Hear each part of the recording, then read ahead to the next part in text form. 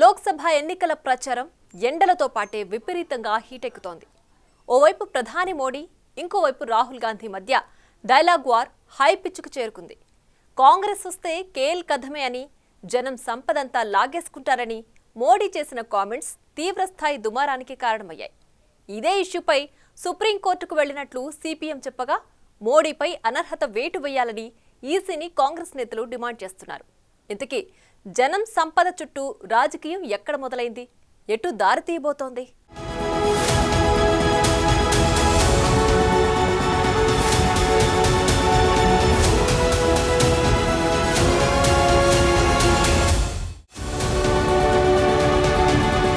సంపద సర్వే చుట్టూ హీటెక్కిన రాజకీయం.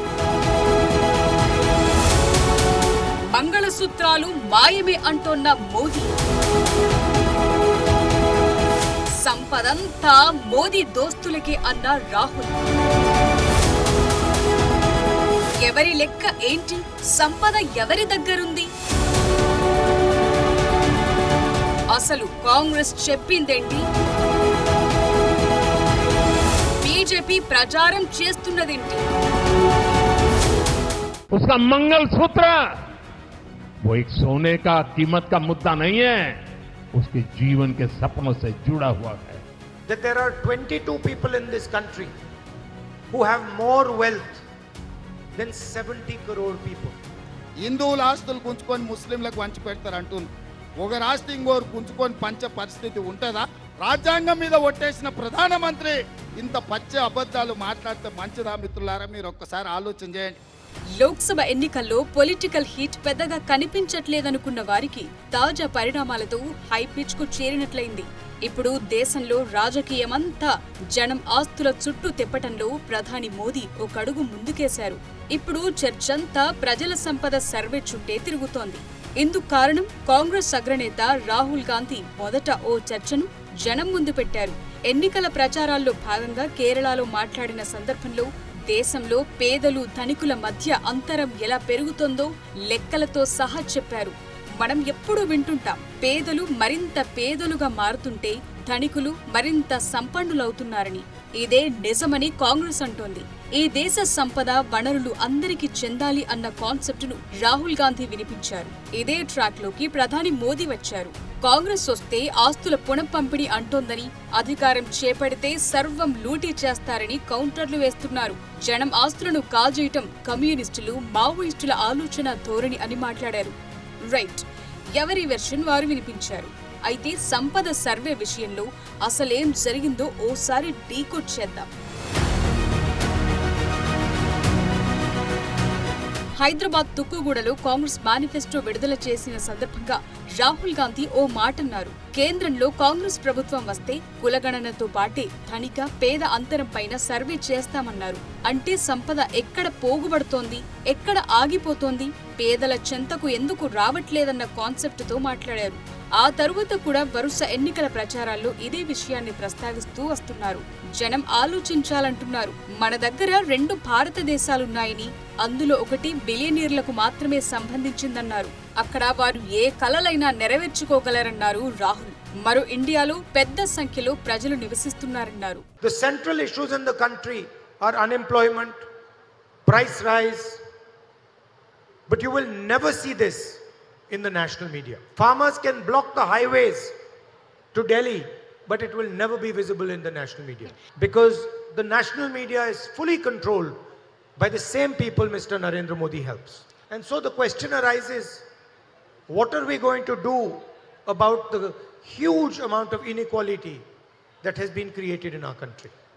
దేశంలో 70 కోట్ల కంటే ఎక్కువ సంపద ఉన్నవారు 22 మంది మాత్రమే ఉన్నారని, అలాగే రోజుకు 1000 రూపాయల కంటే తక్కువ సంపాదించేవారు 70 కోట్ల మంది ఉన్నట్లు చెప్పుకొచ్చారు. పేద మధ్యతరగతి ప్రజలు చెల్లించే పన్నులను గురించి ప్రస్తావించారు. ప్రధాని నరేంద్ర మోదీ 25 మంది భారతీయులకు సంబంధించి 16 లక్షల కోట్ల విలువైన బ్యాంకు రుణాలను మాఫీ చేశారని గుర్తు చేశారు. సంపన్నుల బాగోగుల్నే మోదీ ప్రభుత్వం పట్టించుకుందని, దళితులు, గిరిజనులు, పేదలకు సమానంగా అన్ని దక్కాలన్న రాజ్యాంగ స్ఫూర్తికి మోదీ సర్కార్ ప్రమాదకరంగా మారిందంటూ ప్రచారాలు చేస్తున్నారాయన. You'll be surprised to know that there are 22 people in this country who have more wealth than 70 crore people. And there are also 70 crore people in India who earn less than 100 rupees a day. So in fact, there are two Indias.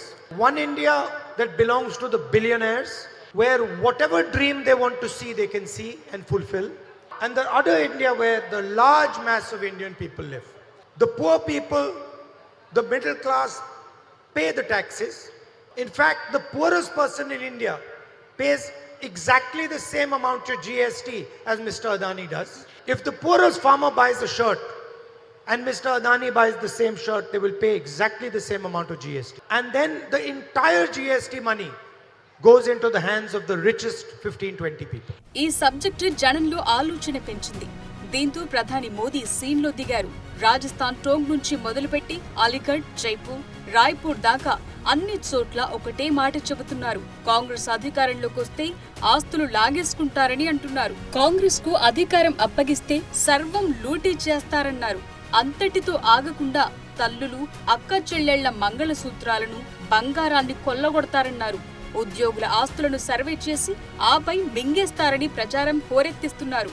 మొత్తం దేశ సంపదను, ప్రజల ఆస్తులను పిల్లలు ఎక్కువగా ఉన్న వర్గానికి కాంగ్రెస్ కట్టుబెడుతుందని అన్నారు. ఇండియా కూటమి అసలు ఉద్దేశాలపై తన బాధ్యతగా ప్రజలను అలర్ట్ చేస్తున్నారని చెప్పుకొచ్చారు ప్రధాని. తన మాటలు నిజమే అని చెబుతూ దేశంలోని వనరులపై, సంపదపై ముస్లింలకే మొదటి హక్కు ఉందంటూ మన్మోహన్ సింగ్ 2006లో చెప్పారని గుర్తు చేస్తున్నారు. మన్మోహన్ సింగ్ అలా చెప్పినట్లు నిరూపించాలని మోదీకి కాంగ్రెస్ నేతలు సవాల్ విసురుతున్నారు. कांग्रेस ने अपने मैनिफेस्टो में जो कहा है वो चिंताजनक है, गंभीर है और ये माओवाद की सोच को धरती पर उतारने की उनकी कोशिश है.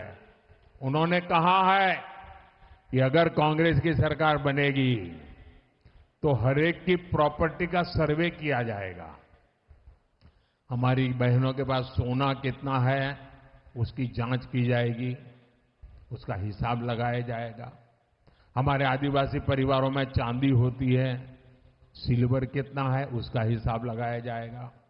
सरकारी मुलाजिमों के पास कितना जगह है, क्या है, पैसे कहाँ है, नौकरी कहाँ है, उसकी जांच की जाएगी. इतना ही नहीं, आगे क्या कहा है, ये जो गोल्ड है बहनों का और जो संपत्ति है ये सबको समान रूप से वितरित कर दी जाएगी. क्या ये आपको मंजूर है? क्या आपकी संपत्ति सरकार को हटने का अधिकार है? क्या आपकी संपत्ति को, आपने मेहनत करके कमाई हुई संपत्ति को सरकार को ऐंठने का अधिकार है? क्या उस संपत्ति को मेरी माताओं बहनों की जिंदगी में सोना वो सिर्फ शो करने के लिए नहीं होता है, उसके स्वाभिमान से जुड़ा हुआ है.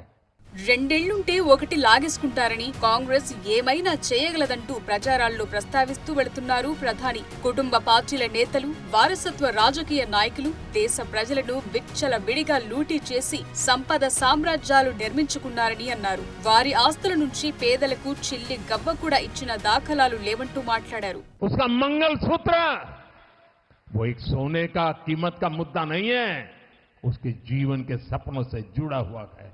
तुम उसे छीनने की बात कर रहे हो अपने मैनिफेस्टो में.